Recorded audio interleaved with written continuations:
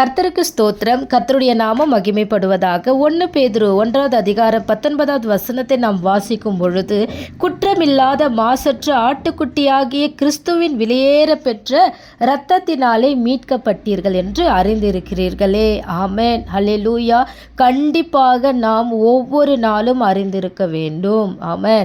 பாவ வாழ்க்கையில் நாம் இருந்திருந்த நேரத்தில், நரகத்துக்கு நேராய் சென்று கொண்டிருந்த நேரத்தில் கர்த்தர் அவருடைய இரத்தத்தை கொடுத்து நம்மை மீட்டு எடுத்திருக்கிறார். விலைக்கிரயத்தை கொடுத்து மீட்டு எடுத்திருக்கிறார். ஆமென், ஹல்லேலூயா. நம்முடைய ஆவி ஆத்மா சரீரத்தை அவர் வாங்கி இருக்கிறார். அவருக்கு உரியது நம்முடைய ஆவி ஆத்மா சரீரம் எல்லாமே. ஏன்னா வாங்கினவர் அவர். கர்த்தருக்கு ஸ்தோத்திரம். ஆனால் தேவன் தன்னுடைய இந்த பரிசுத்த விலையேற பெற்ற இரத்தத்தை கொடுத்து நம்மை மீட்டு எடுத்திருக்கிறார் என்கிற இந்த எண்ணத்தை மறைக்கிற கிரியைகள் நம்மிடத்தில் காணப்படவே கூடாது. ஆமென், ஹல்லேலூயா. ஒவ்வொரு நாளும் இந்த உணர்வு இருந்து கொண்டே இருக்கணும்.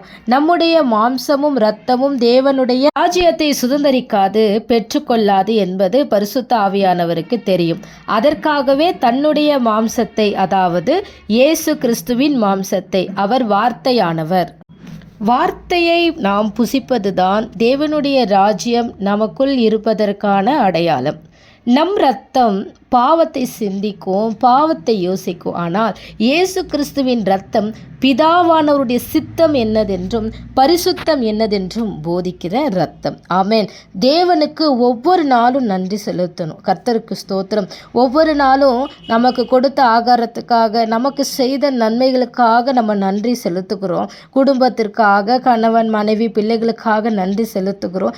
அது நல்லது தான். ஆனால் அதை காட்டிலும் அவருடைய இரத்தத்தினாலே, விலையேற பெற்ற இரத்தத்தினாலே, மாசற்ற இரத்தத்தினாலே, குற்றமில்லாத இரத்தத்தினாலே, பரிசுத்த இரத்தத்தினாலே நம்ம மீட்டெடுத்திருக்கிறார் இல்லையா?